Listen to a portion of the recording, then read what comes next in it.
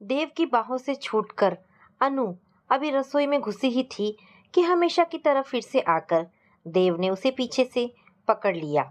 अनु ने खुद को छुड़ाने की कोशिश की तो देव ने उसे और जोर से बाहों में भर लिया।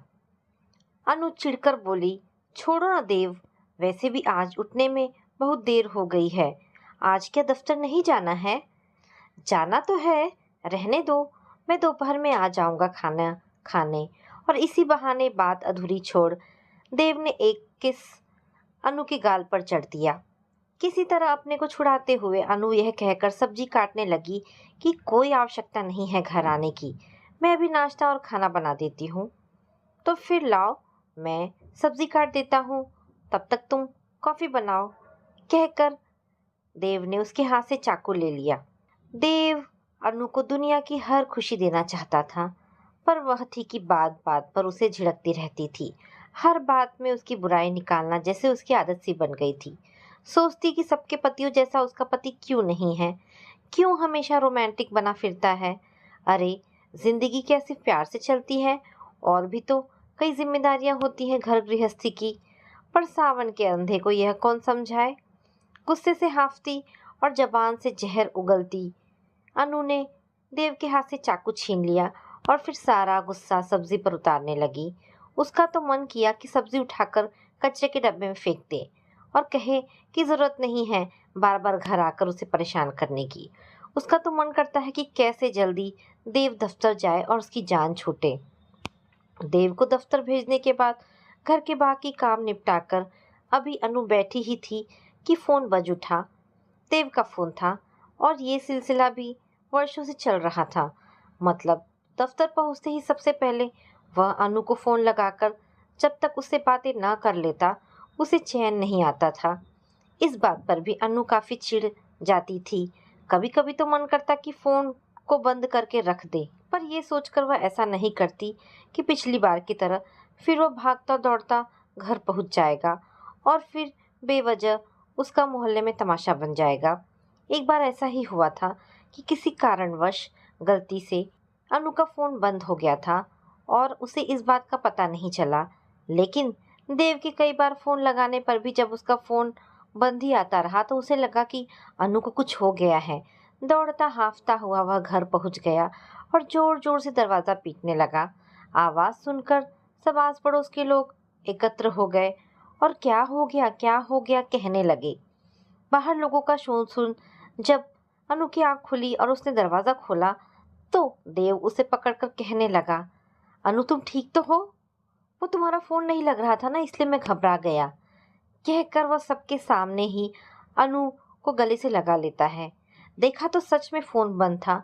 उस वक्त अनु शर्मिंदा हो गई कि उसके कारण, पर फिर यह सोचकर मन ही मन फूली नहीं समा रही थी कि उसका पति उसे कितना चाहता है।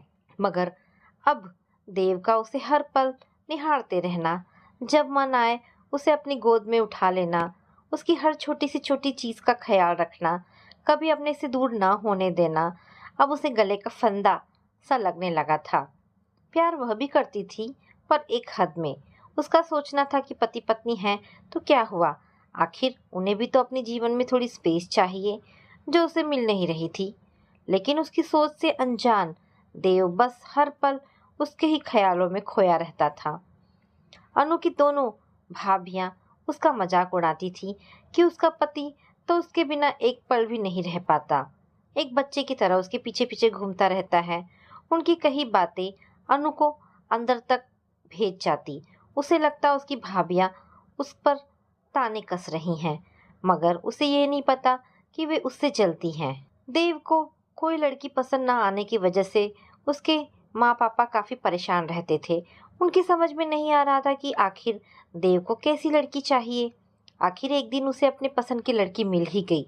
दरअसल देव अपने किसी खास दोस्त की शादी में गया था। वहीं उसने अनु को देखा तो देखते ही रह गया। उसकी सुंदरता पर वह ऐसे मर मिटा जैसे कि चांद को देख रहा हो। कब आंखों के रास्ते अनु उसके दिल में समा गई उसे पता ही नहीं चला। उससे विवाह के बारे में सोचकर ही उसका मन मयूर नाच उठा।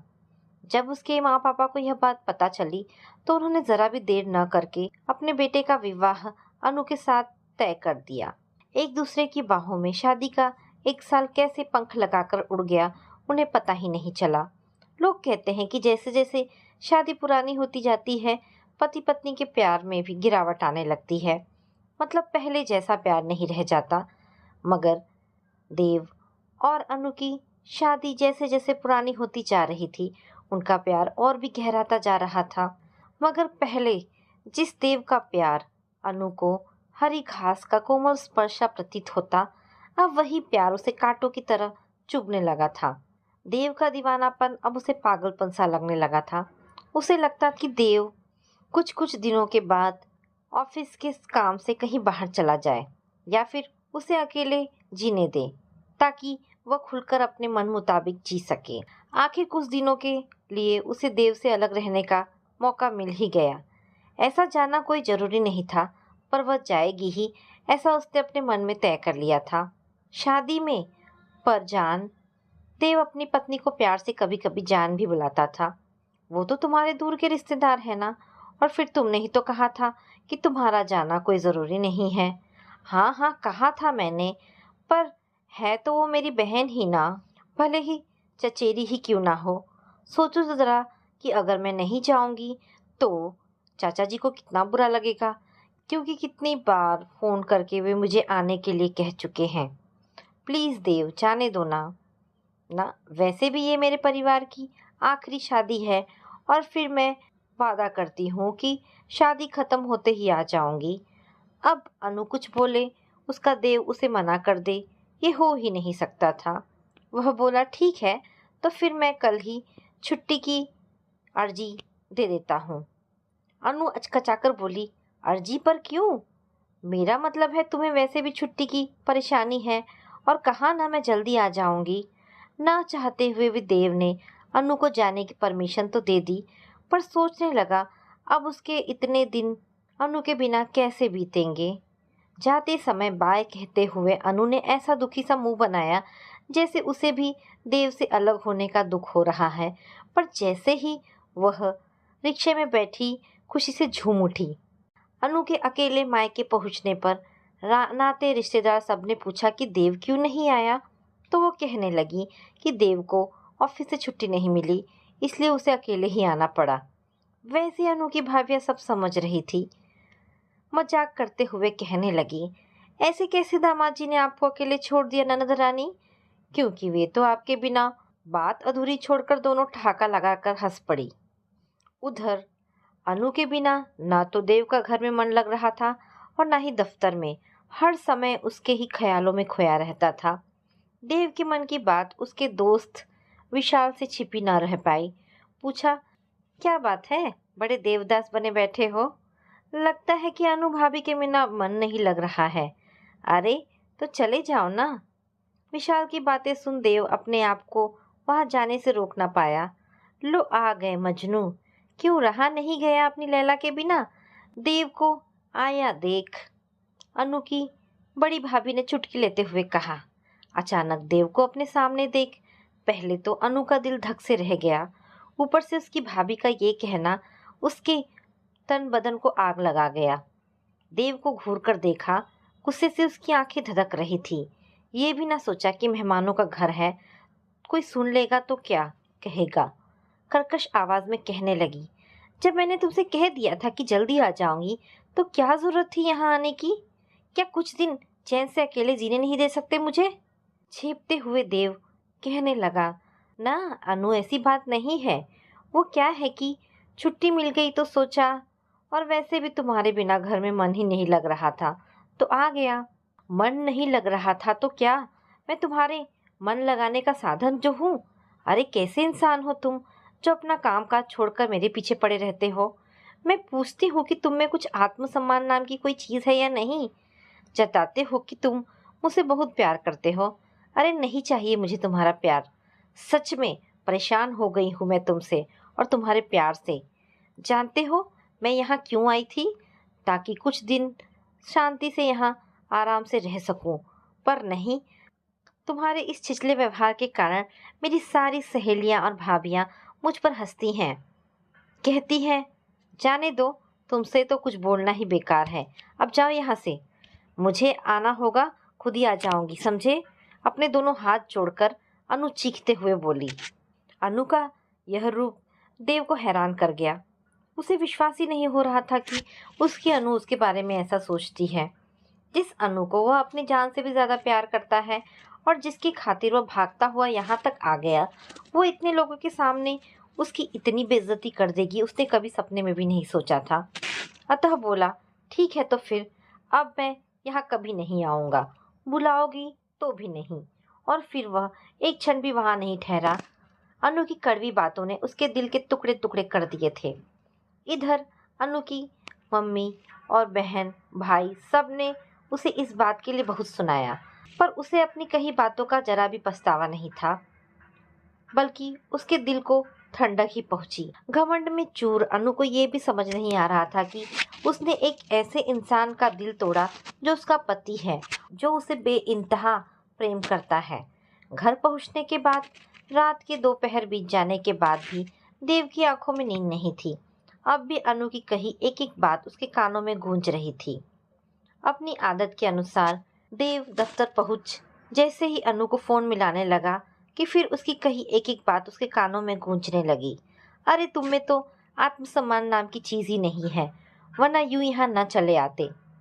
हथेलियों से अपने दोनों कान दबाकर देव ने अपनी आंखें मूंद ली और फिर मन ही मन निश्चय कर बैठा। सर आप और यहाँ?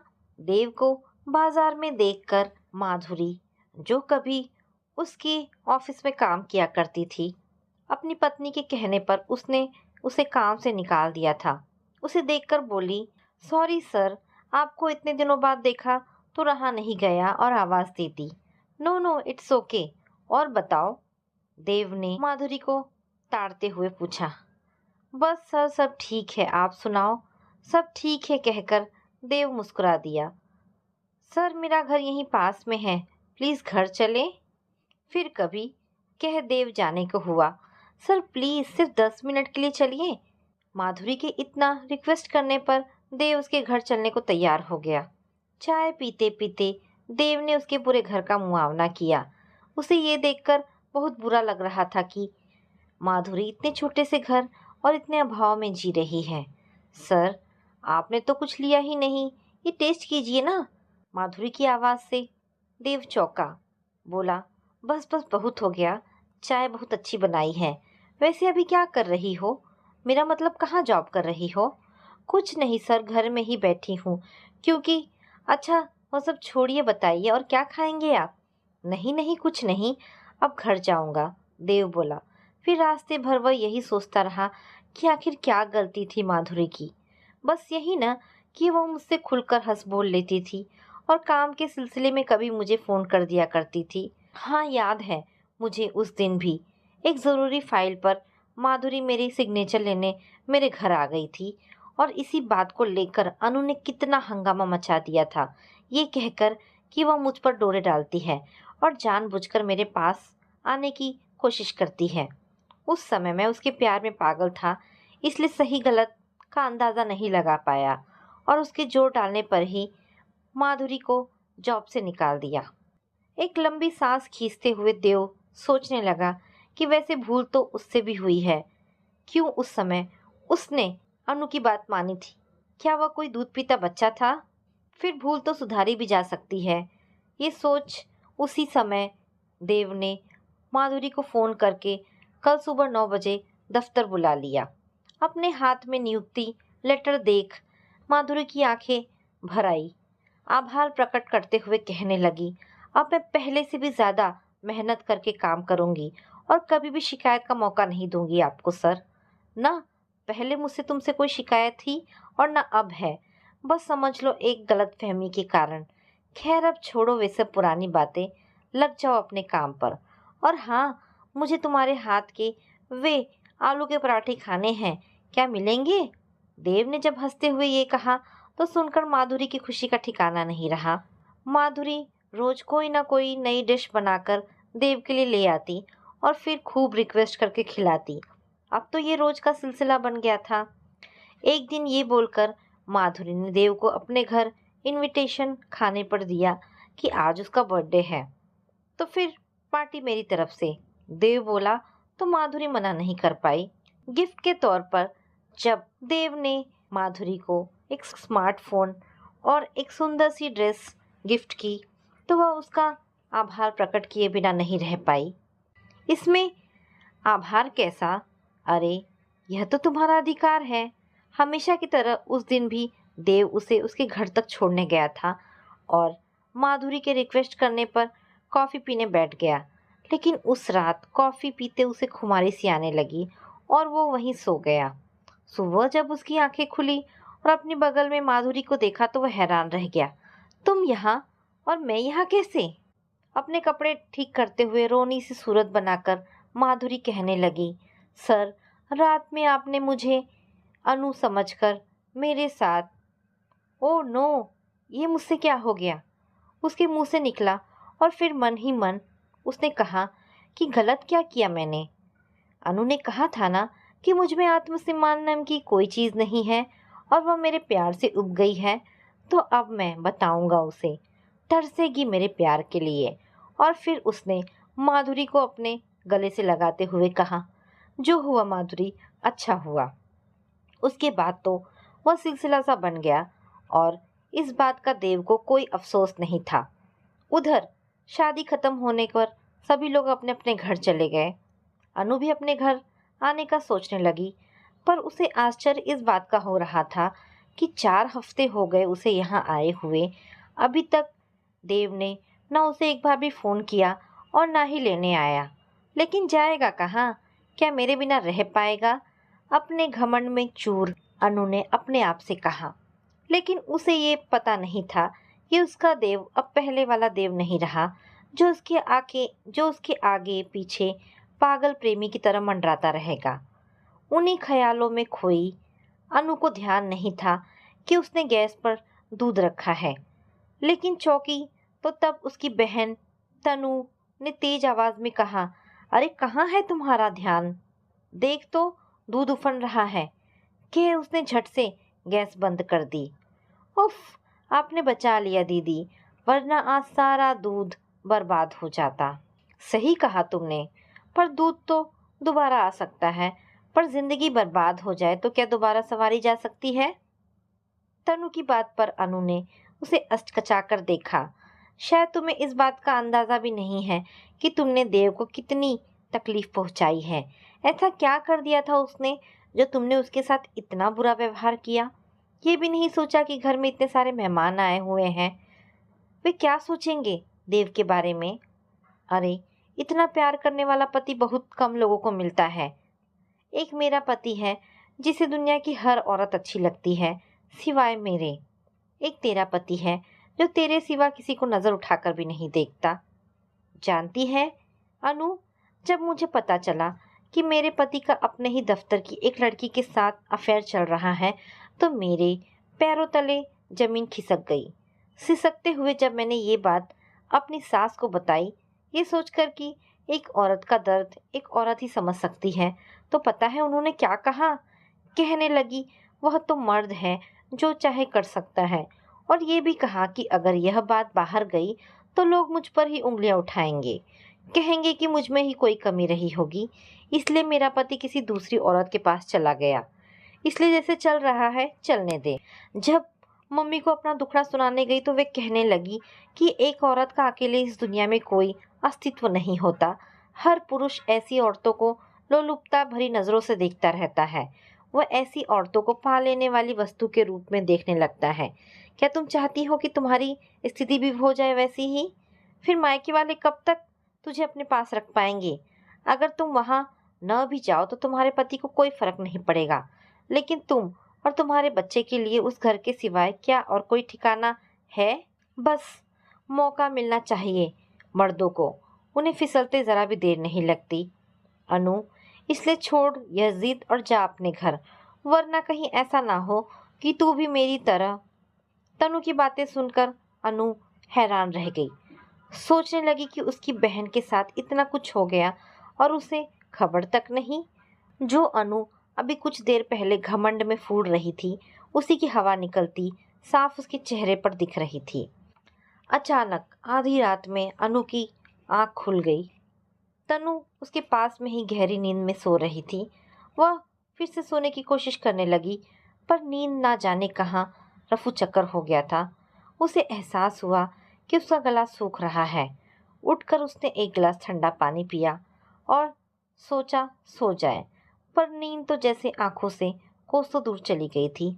आज अपनी ही कही बातें याद कर वह शर्मिंदा हो गई। बेचैनी से कमरे के बाहर निकल आई। देखा तो दूर तक सन्नाटा पसरा हुआ था। घबराकर वह फिर अंदर आ गई। आज ना तो उसे घर के अंदर और ना घर के बाहर चैन मिल रहा था। बार बार देव के बारे में सोच रही थी। सोचने लगी, जो देव उस पर अपनी जान छिड़कता था उसी को वह झिड़कती रही, और तो और अपने मायके वालों के सामने भी उसकी बेइज्जती कर डाली। ये भी न सोचा कि उसके दिल पर क्या गुजरी होगी उस समय। आज वह मानसिक और शारीरिक दोनों स्तर पर खुद को अधूरा महसूस कर रही थी। जिस देव के छुअन से उसे चिढ़ होने लगी थी, आज उसी छुअन को पाने के लिए वो बेचैन हो उठी थी। हाँ, मुझसे बहुत बड़ी गलती हुई और शायद उस बात के लिए देव मुझे माफ ना करे, या हो सकता है घर के अंदर भी ना आने दे। पर मैं तब तक अपने पति का हाथ नहीं छोड़ूंगी जब तक वो मुझे माफ नहीं कर देता। मन ही मन यह तय कर अनु सोने की कोशिश करने लगी। फिर जाने कब उसकी आंखें लग गई। सुबह सबसे विदा लेकर वह अपने घर चल दी। अपने घर पहुंचने पर अनु को कुछ भी पहले जैसा नहीं लगा। लग रहा था जैसे उसके पीछे बहुत कुछ बदल गया है। जो देव पहले समय से दफ्तर जाता और घर भी समय पर आ जाता था, अब ऐसा नहीं था। पूछने पर जवाब देना भी जरूरी नहीं समझता था, लेकिन अनु को लगता कि अभी गुस्से में है, इसलिए ऐसे बात कर रहा है। जब गुस्सा उतर जाएगा सब ठीक हो जाएगा। एक दिन ये कहकर देव जल्दी घर से निकल गया कि आज उसकी ज़रूरी मीटिंग है। लेकिन इत्तेफाक से उसी दिन अनु भी अपनी एक फ्रेंड के साथ उसी कॉफ़ी हाउस पहुंच गई, जहां देव माधुरी की आंखों में आंखें डाल उसे प्रेम से निहार रहा था। दोनों को उस हालत में देख अनु की आंखें डबडबा गई। छलकते नैनों का उलझना देव से भी छिपा न रह पाया, पर उसने उसे देखकर भी अनदेखा कर दिया। ये बात भी अनु के दिल में तीर सी चुभी। आखिर क्यों क्यों देव ने फिर से उसे काम पर रख लिया, और क्या दोनों? कई प्रश्न पूछने थे उसे देव से, पर पूछती किस मुंह से? क्या वह यह नहीं कहेगा कि उसने ही तो कहा था कि हर इंसान को अपनी जिंदगी में थोड़ी स्पेस चाहिए होती है। करवटें बदलते उसने पूरी रात निकाल दी। सुबह भी फिर वही सब कुछ। कुछ समझ में नहीं आ रहा था कि वो क्या करे। अगर अपनी मम्मी को अपना दर्द बताती तो उसे भी वही सलाह देती जो तनु दीदी को देती, और भाभीियों से तो कुछ बोलना ही बेकार था। अनु को बिना बताए ही देव घर से निकल जाता, और जब मन होता आता। उसे कोई फर्क नहीं पड़ता था कि उसके इस व्यवहार से अनु के दिल पर क्या बीतती होगी। देव भले उसे बात ना करता, पर अनु का फोन उठा लेता, वही उसके लिए काफी था। लेकिन देव की बेवफाई और अवहेलना अब अनु के दिलो दिमाग पर असर करने लगी। ठीक से ना खा पीने के कारण दिन प्रतिदिन उसका स्वास्थ्य बिगड़ता जा रहा था। अब तो वह किसी से ज्यादा बात भी नहीं करती थी। कई दिनों से उसने देव को भी फोन करना छोड़ दिया था। इधर कई दिनों से अनु का फोन न आया देख देव को थोड़ी फिक्र तो होने लगी थी, पर सोचता जाने दो। मगर जब एक दिन अनु की मम्मी का फोन आया और उसने पूछा कि अनु कहाँ है और वह अपना फोन क्यों नहीं उठा रही है, तो देव को सच में फिक्र होने लगी। फिर उसने भी फोन लगाया, पर हर बार फोन बंद पाकर वह घबरा गया। अरे कहाँ जा रहे हो? देव को अपने कपड़े समेटते देख माधुरी हैरानी से बोली, घर। पर देव, हम तो यहाँ मीटिंग अटेंड करने आए हैं। जल्दी जल्दी अपना ज़रूरी सामान बैग में रखते हुए देव बोला, वो तुम अटेंड कर लेना, ये मीटिंग से भी ज़्यादा इम्पोर्टेंट है मेरे लिए। माधुरी समझ गई ये वो किसकी बात कर रहा है, अतः तैश में आते हुए बोली, तुम ऐसा कैसे कर सकते हो देव? क्या भूल गए कि मैं और तुम? देव ने माधुरी को घूर कर देखा और फिर तेज आवाज में बोला, पहले तो तुम तमीज़ से बात करो, मैं तुम्हारा बॉस हूँ। और रही बात हमारे रिश्ते की, तो क्या मुझे नहीं पता कि उस रोज़ कॉफ़ी में तुमने क्या मिलाया था और तुम्हारा इरादा क्या था? सुनकर माधुरी की ज़बान उसके गले में ही फंस गई। तुम्हारी भलाई इसी में होगी कि चुप रहो। होठों पर अपनी उंगली रख देव बोला और फिर वहां से चलता बना। घर आकर जब देव ने देखा तो अनु बेहोश पड़ी थी। जल्दी से उसने डॉक्टर को बुलाया। टेस्ट कर डॉक्टर ने बताया कोई ऐसी बात है जो इन्हें अंदर ही अंदर खाए जा रही है और अगर यही हाल रहा तो हॉस्पिटल में भर्ती करना पड़ जाएगा। इनका ध्यान रखिएगा, हो सके तो कहीं बाहर लेकर जाए, कह दवा के साथ सलाह देकर डॉक्टर चला गया। देव खुद को कोसते हुए बड़बड़ाने लगा कि ये सब उसकी वजह से हुआ है। अनु ने सही कहा था कि मैं प्यार का दिखावा करता हूँ। फिर रोते हुए उसने अनु को अपने सीने से लगा लिया। जिस अनु ने पल भर के लिए भी किसी के सामने आंसू ना बहाए थे, आज देव को अपने इतने पास देखकर उसी अनु की बड़ी बड़ी आंखों में आंसुओं की झड़ी लग गई। रोते रोते ऐसी हिचकी बंधी कि वो बोल ही नहीं पा रही थी, लेकिन दोनों अपने किए पर पश्चाताप जरूर कर रहे थे और मन ही मन एक दूसरे से क्षमा भी मांग रहे थे। दोनों को देखकर लग रहा था कि भले कितने उतार चढ़ाव आए इनकी जिंदगी में, पर दोनों एक दूसरे को दिल की गहराइयों से प्रेम करते हैं। तो दोस्तों, ये छोटी सी कहानी यहाँ पर समाप्त होती है। आशा करती हूँ कहानी आपको पसंद आई होगी। अगर कहानी पसंद आई है तो प्लीज़ इसे लाइक एंड शेयर करें। दोस्तों, ऐसी ढेरों पारिवारिक और शिक्षाप्रद कहानी सुनने के लिए मेरे चैनल को प्लीज़ सब्सक्राइब करें। धन्यवाद दोस्तों।